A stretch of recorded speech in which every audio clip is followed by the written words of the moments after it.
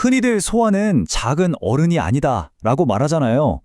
이 말이 정말 가슴에 와닿는 순간은 바로 우리가 수술실에서 한 아이의 생명과 마주할 때일 겁니다. 아이들의 몸은 정말 예측 불가능한 변화로 가득 찬 하나의 작은 우주와도 같거든요. 그래서 오늘 이 시간에는 소아 마취라는 세계로 깊숙이 들어가서 아이들만의 독특한 생리가 마취 관리에 어떤 도전들을 던져주는지, 그리고 우리는 그 도전에 어떻게 안전하게 응해야 하는지 그 핵심 원칙들을 하나하나 파헤쳐 보겠습니다. 안녕하세요, 마취과 의사 선생님들. 오늘도 저희 애네스티지아 앤 페리오퍼레이티브 메디슨 채널에 오신 것을 진심으로 환영합니다. 바로 소아 마취의 첫 번째 관문, 총론부터 시작해 볼 텐데요. 신생아의 그 섬세한 생리부터 실제 임상에서 바로 써먹을 수 있는 관리 전략까지 오늘 이 시간 저와 함께 완벽하게 정리해 보시죠. 오늘 우리가 다룰 내용은 크게 이 6가지 핵심 주제입니다. 먼저 자궁 내 발달 같은 생리학적 기초를 아주 탄탄하게 다져볼 거고요. 이어서 수술 전 평가부터 수액 관리까지 실제 임상에서 어떻게 적용해야 하는지 순서대로 쭉 훑어보겠습니다. 그럼 바로 첫 번째 이야기부터 시작해볼까요? 자, 첫 번째 파트입니다. 소아 마취의 가장 근본이 되는 기초, 바로 자궁 내 발달 과정인데요. 사실 모든 이야기는 여기서부터 시작된다고 해도 과언이 아니죠.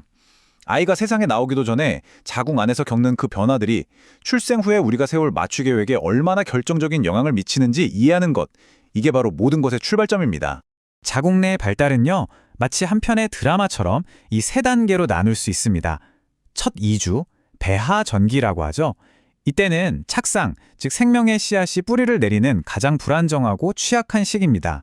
그리고 3주에서 8주까지 이 배하기는 심장, 뇌, 모든 주요 장기가 만들어지는 그야말로 생명의 청사진이 그려지는 정말 결정적인 때입니다. 이때 기억 유발 물질, 즉 테라토젠 노출이 왜 그렇게 치명적인지 바로 이 슬라이드가 명확하게 보여주는 거죠. 마지막으로 9주부터 출생까지의 태아기는 장기들이 기능적으로 성숙해가는 시간입니다. 이처럼 출생 전의 역사는 그냥 과거가 아니에요. 우리가 수술실에서 마주할 마취 위험을 예측하고 대비하게 해주는 가장 첫 번째 단서가 되는 셈입니다. 아이가 태어난 후에 우리가 마주하게 될 문제들, 그 힌트의 대부분이 사실 이 표 안에 다 담겨 있습니다. 재태연령과 출생 체중, 이 2가지 축이 어떤 문제들을 미리 알려주는지 한번 보시죠. 예를 들어서 37주 미만에 태어난 미수가, 그 중에서도 재태연령에 비해 작게 태어난 아이, 우리가 SGA, 즉 Small for Gestational Age라고 부르죠. 이 아이들은 호흡곤란 증후군, RDS나 무호흡, 저혈당의 위험이 특히 높습니다. 반대로 만삭인데 아주 크게 태어난 LGA, Large for Gestational Age 아이는 어떨까요? 출생 과정에서 외상을 입거나 특히 당뇨 산모의 아이에게서 흔히 보이는 저혈당을 아주 주의 깊게 봐야 합니다. 이 표는 단순한 정보의 나열이 아니라 우리가 수술실 문 앞에서 어떤 준비를 해야 할지 알려주는 임상적인 로드맵과도 같습니다.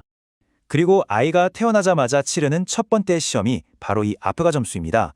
피부색, 심박수, 자극에 대한 반응, 근긴장도, 그리고 호흡, 이 5가지 항목으로 아이의 상태를 평가하죠. 보통 1분 점수는 분만 스트레스에 대한 반응을 보여주고 5분 점수는 소생술이 얼마나 효과적이었는지, 그리고 앞으로의 예후를 예측하게 해줍니다. 흔히들 7점 이상이면 괜찮다고 하지만 사실 이 점수의 진짜 의미는 따로 있습니다. 결국 이 점수는 아이가 자궁 밖 세상으로 나와서 생존을 위한 첫 호흡과 순환을 얼마나 성공적으로 시작했는지를 보여주는 그야말로 가장 첫 번째이자 가장 중요한 성적표인 셈이죠.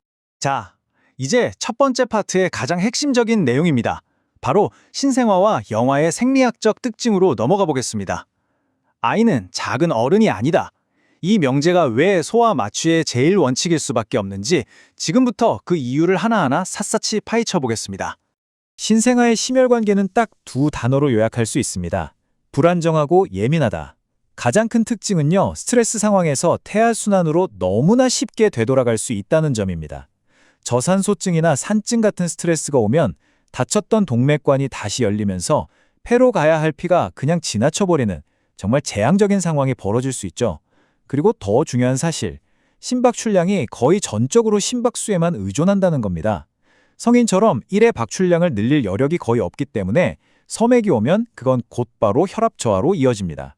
그래서 소아 마취할 때 모니터에서 울리는 심박수 알람은 절대 그냥 넘겨서는 안 되는 경고음인 거죠. 여기에 심실 유순도가 낮아서 수액 과부하에 취약하고 흡입 마취제에 의한 심근 억제에도 훨씬 민감하다는 점까지 꼭 기억해 두셔야 합니다. 소화 기도 관리가 왜 그렇게 어려운 도전인지 이 표 하나가 모든 걸 말해줍니다. 첫째, 입에 비해 상대적으로 큰 혀. 둘째, 성인보다 더 높은 위치에 있는 후두. 셋째, 짧고 뭉툭한 오메가 모양의 후두개. 이 세 가지 조합만 봐도 후두경으로 시야를 확보하는 게 얼마나 까다로울지 짐작이 가시죠? 하지만 가장 결정적인 차이는 바로 이 네 번째 항목입니다. 성인의 기도는 성대가 가장 좁은 원통형인 반면에 영아의 기도는 성대 바로 아래 윤상연골 부위가 가장 좁은 깔때기 모양입니다. 이게 바로 성대는 총괄한 튜브가 그 아래에서 걸리는 이유고요. 예전에 커프 없는 튜브를 선호했던 해부학적 근거이기도 합니다. 이 차이를 이해하는 것이 안전한 기도 확보의 첫걸음입니다. 신장의 미성숙함 역시 우리가 절대로 간과해서는 안 되는 변수입니다. 이 표를 한번 보시면요. 태어난 첫날 사구체 여과율 GFR은 성인의 4분의 1 수준밖에 안 됩니다. 그리고 성인 수준에 도달하려면 1년, 심지어 2년까지도 걸리죠. 이게 임상적으로 왜 그렇게 중요할까요? 바로 약물 동력학 때문입니다. 신장으로 배설되는 근이완제나 항생제의 반감기가 극적으로 길어지게 되거든요. 성인과 똑같은 기준으로 약을 줬다가는 약물 과용량으로 인한 심각한 합병증을 초래할 수 있습니다. 신생아에게 약물을 투여할 때는 투여 간격을 늘리는 것이 선택이 아닌 필수인 이유가 바로 여기에 있습니다. 간 기능 역시 미성숙해서 약물 대사 능력이 떨어지고요. 혈장 단백질도 적어서 약물의 유리 분액, 즉 활성형 약물이 많아지면서 예측보다 훨씬 강한 효과를 낼 수 있습니다. 글리코겐 저장량도 아주 적어서 금식 중에 저혈당 위험이 항상 도사리고 있죠. 혈학적으로는 태아 혈색소에서 성인 혈색소로 전환되는 과도기 상태이고요. 이제 간과 혈액에 이어서 어쩌면 가장 간과하기 쉽지만 가장 치명적일 수 있는 체온 조절 문제를 살펴보겠습니다. 영아는 체중에 비해 체표 면적이 훨씬 넓어서 열을 쉽게 빼앗깁니다.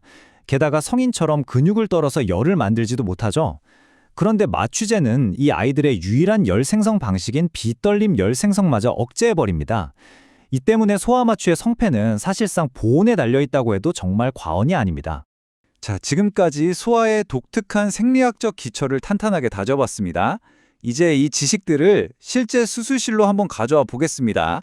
두 번째 파트, 임상적용 파트에서는 그 첫 단계인 수술 전 평가부터 시작하겠습니다. 성공적인 마취는 언제나 철저한 사전 평가에서 시작되니까요. 감기 걸린 아이 수술해도 될까요? 이거 아마 임상에서 가장 많이 받는 질문 중 하나일 겁니다. 이 알고리즘이 아주 명쾌한 답을 줍니다. 핵심은 증상의 중증도와 위험 요인을 함께 보는 겁니다. 그냥 맑은 콧물 좀 나고 마른 기침하는 정도의 경증 감기라면 수술을 진행할 수 있습니다. 하지만 가래 섞인 기침에 누런 콧물이 나는 중등도 감기라면 이야기가 달라지죠. 특히 1세 미만이거나 간접 흡연에 노출되었거나 기도 수술 같은 위험 요인이 있다면 수술 연기를 심각하게 고려해야 합니다. 만약 수술을 꼭 해야 한다면 기관 내 삽관을 피하고 후드 마스크, LMA를 사용하는 것이 훨씬 현명한 대안이 될 수 있습니다. 열이 나고 색색거리는 중증 감기라면 이건 고민의 여지가 없습니다. 최소 2주 연기가 원칙입니다. 아이의 불안을 잘 다루는 것은 마취의 절반이라고 할 수 있습니다. 그리고 그 접근법은 나이에 따라서 완전히 달라져야 합니다. 분리불안이 최고조에 달하는 1세에서 3세 아이에게는 길게 설명하는 것보다 장난감이나 재미있는 영상으로 관심을 확 돌려주는 게 훨씬 효과적입니다. 신체 손상을 두려워하는 3세에서 6세 아이에게는 놀이치료를 통해서 마취 과정을 미리 친숙하게 만들어주는 게 중요하죠. 논리적인 사고가 가능해지는 7세에서 12세 아이에게는 과정을 차근차근 설명해주면서 스스로 상황을 통제하고 있다는 느낌을 주는 게 좋고요. 겉으로는 아무렇지 않은 척하는 청소년에게는 한 명의 인격체로 존중하면서 선택권을 주는 접근이 필요합니다. 수술 전 금식. 이건 폐흡인이라는 치명적인 합병증을 막기 위한 아주 오래된 원칙입니다. 642 규칙. 우리 선생님들 모두에게 익숙하시죠? 고형식은 6시간, 모유는 4시간, 그리고 물이나 맑은 주스 같은 맑은 음료는 2시간. 이것이 안전을 위한 전통적인 가이드라인입니다. 그런데 말이죠. 이 전통에 요즘 변화의 바람이 불고 있습니다. 여기 슬라이드에 있는 유럽 마취 과학회 인용문처럼 최신 지견은 맑은 음료에 한해서는 훨씬 더 유연한 접근을 지지하고 있습니다. 왜냐하면 수술 직전까지 맑은 음료를 마셔도 위 내용물 양에 별 차이가 없다는 연구 결과들이 계속 쌓이고 있거든요. 오히려 너무 긴 금식 시간이 아이를 더 힘들게 하고 탈수 위험을 높일 수 있다는 거죠. 이 때문에 많은 병원들이 맑은 음료는 수술 1시간 전까지 허용하는 보다 환자 중심적인 정책으로 변화하고 있는 추세입니다. 자, 이제 마취 과정에서 가장 긴장되는 순간, 어쩌면 가장 심장이 쫄깃해지는 순간이죠. 마취 유도와 기도 관리입니다. 앞에서 우리가 다뤘던 소화의 생리학적, 해부학적 특성들이 바로 이 짧은 순간에 우리의 판단과 술기에 어떤 영향을 미치는지 집중적으로 한번 살펴보겠습니다. 협착음, 즉 스트라이더가 들리는 아이의 마취 유도는 그야말로 살얼음판을 걷는 것과 같습니다. 첫 번째 원칙은 절대 아이를 흥분시키지 말 것. 부모님이 안고 있는 상태에서 조용히 흡입 유도를 시작하는 게 최선입니다. 물론 어려운 기도 카트와 응급 기관 절개술을 위한 외과팀 대기는 필수죠.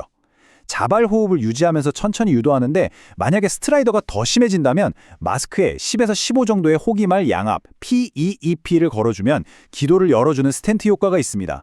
근이완제를 사용하는 신속 순차 유도 RSI는 절대 금기이고요. 평소보다 한두 사이즈 작은 튜브를 미리 준비해야 합니다. 소아의 폐는 아주 섬세한 유리장과 같아서 환기 전략도 그만큼 섬세해야 합니다. 1회 호흡량은 6에서 10ml/kg 정도로 폐 손상을 막아야 하고요. 5 정도의 피입은 무기폐 방지를 위해 반드시 적용해야 합니다. 압력 조절 환기, 즉 PCB 방식이 종종 선호되는 이유도 소아의 유순도 높은 폐를 보호하기 위해서입니다. 그리고 마지막으로 정말 중요한 것, 바로 사강 최초화입니다. 아이들은 1회 호흡량이 워낙 작기 때문에 마취회로나 연결관에서 가스 교환에 참여하지 않고 버려지는 공간, 즉 사강의 영향을 어른보다 훨씬 크게 받습니다. 그래서 반드시 소아 전용 장비를 사용해야 하는 거죠. 이제 우리의 눈과 귀가 되어줄 모니터링, 그리고 단 한순간의 실수도 용납되지 않는 안전 문제에 대해서 짚어보겠습니다. 작은 몸일수록 더 세심하고 더 철저한 관찰이 필요합니다. 이 차트를 보시면 우리가 왜 영아 마취를 할 때 더 긴장해야 하는지 한눈에 알 수 있습니다. 1세 미만 영아에서 마취와 관련된 심정지 위험이 압도적으로 높습니다. 왜 그럴까요? 원인은 대부분 호흡기계 문제나 저혈량증 같은 심혈관계 문제입니다. 앞에서 계속 살펴봤듯이 영아는 생리적인 예비능이 거의 없어서 작은 문제에도 보상 기전 없이 바로 무너져 버리기 때문입니다. 이 차트는 단순한 통계가 아닙니다. 영아 마취에서는 아주 작은 변화도 절대 놓치지 말라는 강력한 경고 메시지인 셈입니다. 자, 이제 임상 적용 파트의 마지막 퍼즐 조각입니다. 바로 수액 및 혈액 관리에 대해 알아볼 텐데요. 성인의 공식을 그대로 적용했다가는 정말 큰 위험에 빠질 수 있는 아주 정교한 접근이 필요한 영역입니다. 소아 수액 관리는 최근 몇 년 사이에 패러다임이 완전히 바뀌었습니다. 핵심은 크게 3가지입니다. 첫째, 우리가 예전부터 쓰던 4-1 규칙을 맹신해서는 안 됩니다. 특히 아픈 아이에게는 과도한 수액을 주입하게 될 수 있거든요. 이건 시작점일 뿐 환자 상태에 맞춰서 계속 조절해야 합니다. 둘째, 과거에 사용하던 저농도 나트륨 수액 대신 이제는 혈장과 삼투압이 비슷한 등장성 수액이 표준입니다. 의인성 저나트륨 혈증이라는 심각한 합병증을 막기 위해서죠. 셋째, 포도당 수액의 루틴 사용은 이제 피해야 합니다. 오히려 고혈당을 유발할 수 있기 때문에 신생아나 특정 고위험군에게만 선별적으로 사용합니다. 이 3가지 원칙이 바로 현대 소아 수액 관리의 핵심입니다. 오늘 우리는 소아 마취의 생리학적 기초부터 임상 관리의 핵심 원칙까지 쭉 살펴봤습니다. 하지만 우리의 지식은 여전히 진행형이죠. 마지막으로 이 질문을 함께 고민해보면서 마무리하고 싶습니다. 발달 중인 뇌에 마취제가 미치는 영향에 대한 연구가 계속되고 있는 지금, 우리는 피할 수 없는 수술의 필요성과 마취가 아이의 장기적인 뇌 발달에 미칠 수 있는 잠재적 위험 사이에서 어떻게 현명한 균형을 찾아야 할까요? 이것은 아마 우리 모두에게 주어진 앞으로도 계속될 숙제일 것입니다. 오늘도 긴 시간 함께 고민해 주셔서 진심으로 감사합니다.